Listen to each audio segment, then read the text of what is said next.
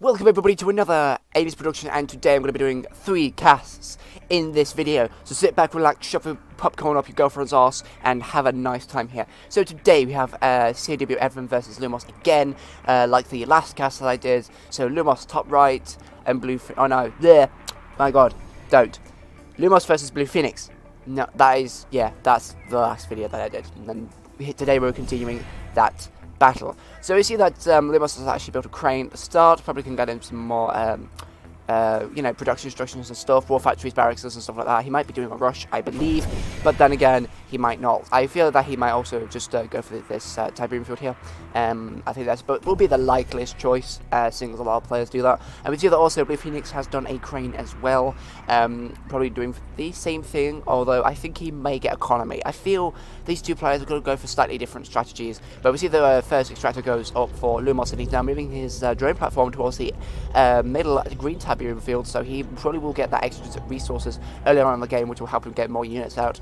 I don't know if he'll be able to actually flank Bluephoenix at the moment, whether he'll be going to the top or the bottom, but I think he might go for this ramp over here and try and put his units to the back of the base and go down and possibly try and flank him that way, and possibly put, like a few units there, so he can do a pincer attack, just restrict him a bit, shell cold, and possibly put his opponent into a frenzy. But we can see that the warp sphere goes up for Bluephoenix, and he's now going to get some first vehicles out, and the drone platform is actually moving quite a ways up into the map. He's probably going to get some map control, so that's probably what Lumos is doing. I believe he's already halfway up the map with that drone ship there, and he may get both tip fields, so this is actually quite an aggressive strategy over here. But Bluephoenix is now moving his drone platform up the ramp, and he's now training more harvesters, so that economy is actually going to be being raked in at the moment. That spike goes down, that's going to be harassing those harvesters, so he's now going to be able to change his building materials there. He's going to have to change what he's building there. He's going to get some seekers or something to deal with that spike. Because if left unattended, that will destroy some harvesters, seeing as they can't all be grouped around one structure, because that will have to stop its economy. So we can see that Lumos was actually really aggressive and actually taking his Tiberium field. So he's taking Bluephoenix's Tiberium field over there. Stasis chamber goes up, so he'll be able to train some shock troopers. Maybe he'll be doing like shock troopers ban. I don't quite know at this point in time, but he's going to be putting all his defenses and units and stuff, production structures at this point over here. Seeing as he's got most of the map under control, he won't be able to really gain that Tiberium field. Bluephoenix has lost that, so it's pretty much a 3v1 tip field thing. As we see, the shock troopers have now been generated from that sold stasis chamber, but that buzzer has taken care of them quite well. Both players trying to steal that tip spike there, which is a tip field. But Bluephoenix isn't really doing a good job. His harvesters are still being harassed, which is quite surprising. He hasn't really trained any units out there. I don't know if he has enough money. I will have a look. No, he's got quite a bit of money there, so he's got a generous amount, so he should be able to deal with them. Now he's going to be training some seekers. He's going to be rushing with those seekers. Lumos is currently making some nice adjustments. Oh, one harvester goes down, probably the other harvester will go down as well. So it's going to be Bluephoenix is going to be losing on that economy at the moment, so he's probably going to be having quite a hard time trying to get this Tiberium field. Oh, we see that a Tiberium tank goes up as well, so he's going to be getting some Tiberium for Lumos. He's probably going to be doing quite a lot of damage to Bluephoenix's structures, and Bluephoenix may have his drone platform endangered here because it's so far up the map as well. So I don't know if he'll be losing that or not, but we'll see later in the match, because this is actually going to be really interesting. We see that Lumos is actually training quite a few Devourer tanks. I don't know where that wormhole goes. I don't know where he's put that. He might put that in the base, but I really don't know. He's got a random wormhole there. But he's got quite a lot of the map at the moment. He's got both tip spikes. He's got both the middle tip fields. I don't really think Bluephoenix has much of a chance. He's not really got much at the moment. Lumos is going straight on the aggressive attack at this moment in time. I really think Lumos has got the warp sphere somewhere else. That's why he's got the portal there, or like the teleportation thing. There we go. Dual stabilizers go up for Lumos, so he's now going to be training some devastating warships to deal with these structures over here. This is already going to be GG for Bluephoenix, because this is what he's got at the moment. I don't think he'll be able to do anything. One Devourer tank gets deployed and a few other seekers, but he'll need to club his units together. Already we've got some tripod them that have been deployed by Lumos. There's no way Bluephoenix is going to survive from this, because Blue has claimed the map. Let's just say Blue has claimed the entire map as of this moment, so he's going to be having quite a hard time trying to, I believe Blue is going to be having quite a hard time to get rid of his opponent. Oh, we see here, in piece of building, he's going to be losing at that drone platform, and he's not going to be able to do anything because he's got gravity stabilizers, so I think that's GG right there. That's quite a surprising move. I thought Bluephoenix would be quicker than that, to be honest. And Lumos is quite aggressive for that, so yes. That crane did help him quite a lot. You know what? I really would have thought that he would have been more aggressive, to be honest. It would have just made sense, but apparently not. But that was quite an extraordinary match. I mean, look at that. He's just taking everything. He doesn't even give his opponent a chance. That's really extraordinary. Oh, wait! Another drone platform goes up. That must mean he has a gravity stabilizer somewhere. Does it? Or is that Lumos? That's Lumos. Okay.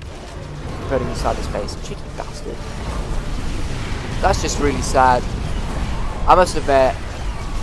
That's just really sad. Wow. That was just really sad to watch, to be honest. Helpless was Blue in his attempt to repel Lumos, and Lumos just took everything. Resources, land, and even his own base. I think that was really, really sad, but very well done to Lumos. And to be honest, I thought Blue would have put up a little bit of a better fight, but who knows? He might not have been able to, and there might, be the reasonable doubts that he had or something like that. There might have been something that actually prevented it from doing that. So for the second replay, we're going right down to whooping that ass right here, and this is against Elite versus Brady. Now they're both commentators. I think they're dual commentators, I think. So this is actually going to be a really interesting match. We're on Dominant Ref right now, and we see that we've got 2 GDIs. Yes, 2 GDIs, 1 orange, 1 red. So Brady on the left and on the orange GDI, and we've got Elite on the right as a red GDI. Seeing as they're both the same faction, we're going to be seeing quite a lot of action probably around about this area over here with the Tiberium spikes and the blue tip field.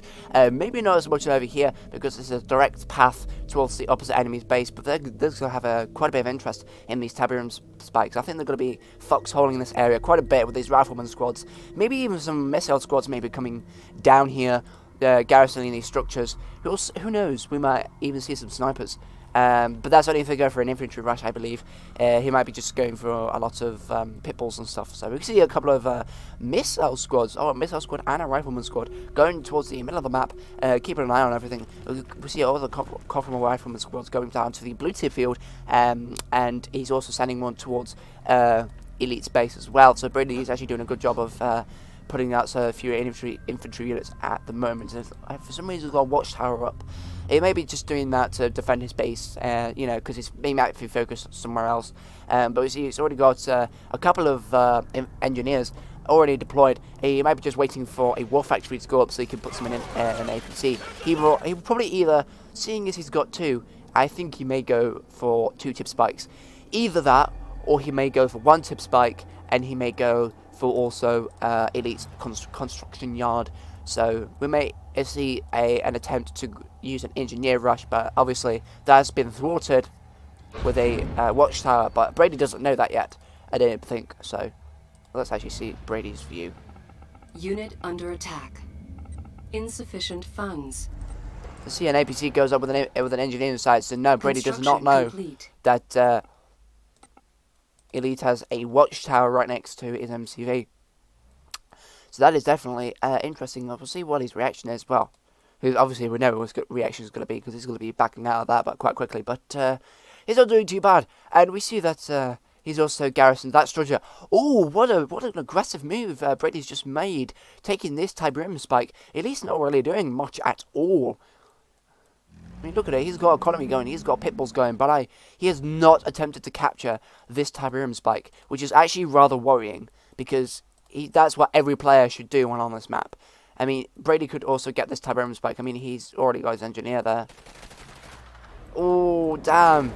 So has he tried to sell? Yep, he's just sold his conyard because of the enemy engineer that's just rushed him. Wow, that's quite a big loss for Brady at the moment, so he's going to be trying to get that back, and his concentration is now going to be divided between his base and the rest of the map, particularly this APC over here, which is actually going to capture this tip spike. But wow, I really would have thought Elite would have captured that tip spike, because that's what you should do. It's there, it provides you with resources, you should get it, but no. And we see that Elite is now going for the dual war factory, so we could be churning out those Predator tanks and APCs. MCV comes out for Brady, so we could be deploying that somewhere. Oh, he's going to go... Oh, no, he's just going to be deploying it there. I thought he was going to go straight for the middle tip field. And I would have complained if he did that, because that would have been a stupid move. And we see a Predator tank with a few infantry squads going around there. Brady also sees that, so he's going to be preparing for that eventuality. I also see some pit bulls as well.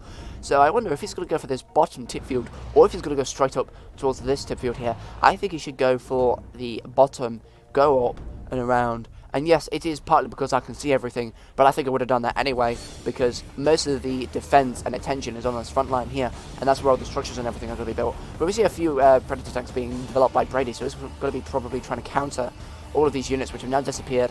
Oh yeah, all of these units over here, seeing as they can easily take out these pit bulls and run over the infantry.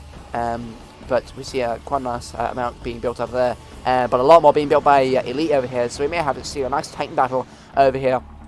And I think Elite might have the upper hand over here because he has more units to play around with. So he probably will get the better damage output. Even though, oh wait, so Brady goes for a triple war factory. Well, Elite is stuck with 2. So now Brady is actually getting the upper hand. Now he's training APCs to go with the infantry suppression and killing, you know, the infantry slaughter, because... You know, now that the Predator tanks are being built, he might be also be, training missile squads, so that would be definitely a good counter for that. Now he's going to be on the attack towards Elite, because now he knows he's got the upper advantage, I believe. He's going to be swarming those units right onto here, and probably taking out a lot of structures. And we see that none of them have actually moved down to the bottom tip field. They just remained where they were. That's quite an interesting. I'm surprised they haven't actually tried to expand any more than they have done. Quite a nice time battle going on over here. I think Elite just has the advantage over here, just has enough Predator tanks to force Brady to go back. Some of them do go back, but they are immediately reinforced by... Wow, look at that. There's so many Predator tanks. I'm surprised he has got enough resources to supply himself. Yes, he has got a lot of resources at this moment. He's good. He's good. So we can see that he's got quite a lot of units to play around with. But most of the harvesters over here now are just going somewhere. Oh, they're going to the middle tip field. That's why all these units are here. Right, okay, so he's now going to be... Elite is going to be attempting an expansion towards the middle tip field, finally. So now one of the players at least is now going to be trying to get more economy. Oh, God.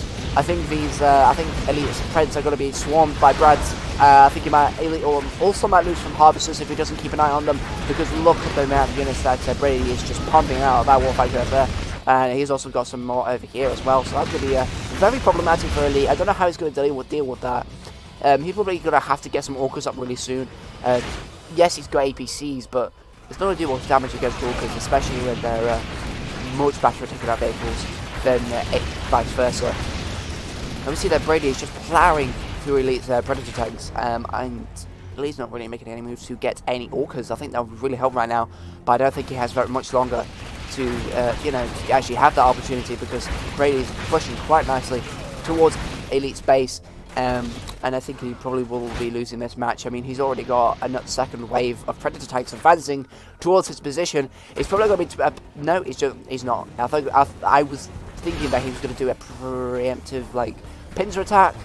So one at the front here and one at the top, but apparently not. So he's just going to be ploughing through the base with all those Predator tanks. So he's going to be having that huge advantage of the firepower that he has. Even though Elite makes a desperate but futile attempt to protect his own base, it does not serve him very well. And now he has pretty much won this match. Yeah, there's nothing much I can say, to be honest.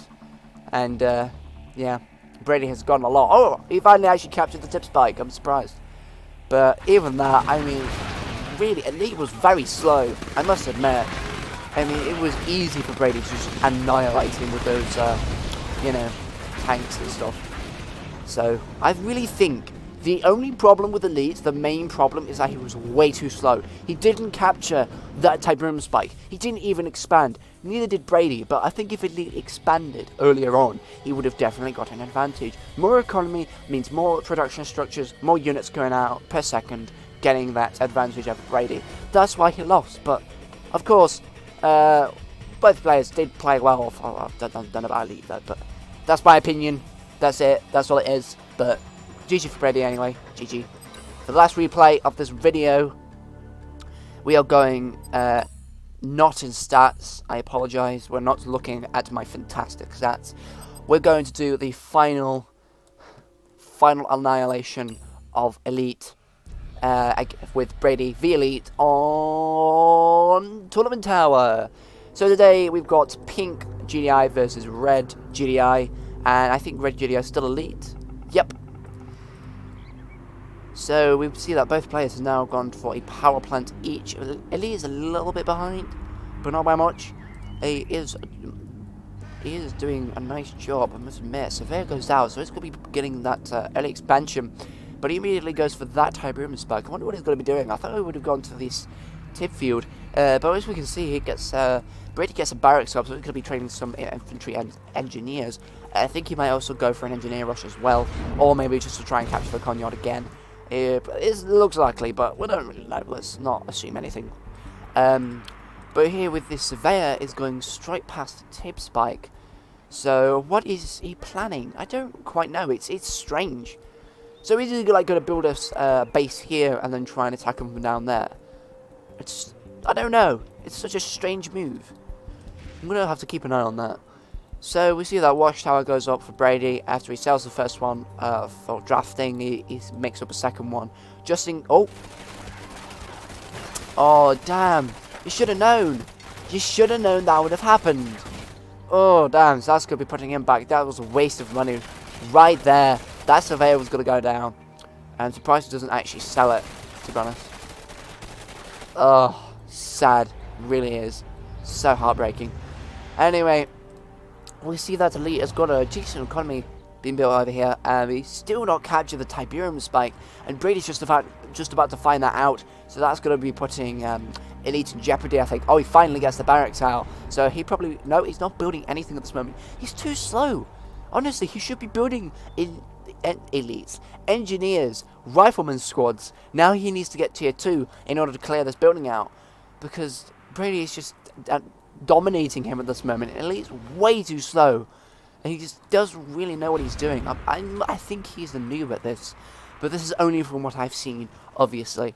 I don't know how much experience Elite has at this moment, but of course, I would give it us. I would really love to play against Elite more, because I do remember playing against him in, what was it, for the Brotherhood, the second for the Brotherhood tournament.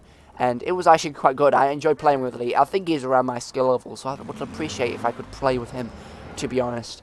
APC goes out. Is that gone? Yeah, that's got an engineer. So he's going to be originally going towards Brady's base to capture the Conyard. But there are 1, 2 war factories. And 2, there's a watchtower just there. So that's going to be pretty much impossible at this moment. And Brady already knows what's going to be happening. So he's going to be sending that Predator tank over here. Oh my god. Schoolboy errors.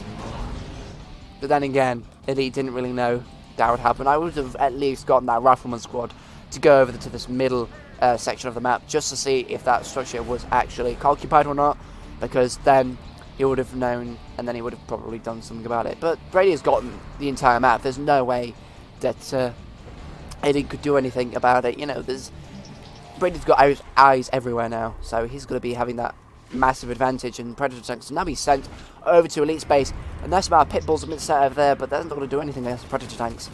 What is he doing? He should be getting Predator tanks right now, honestly. But no. Oh dear. Elite's going to die again.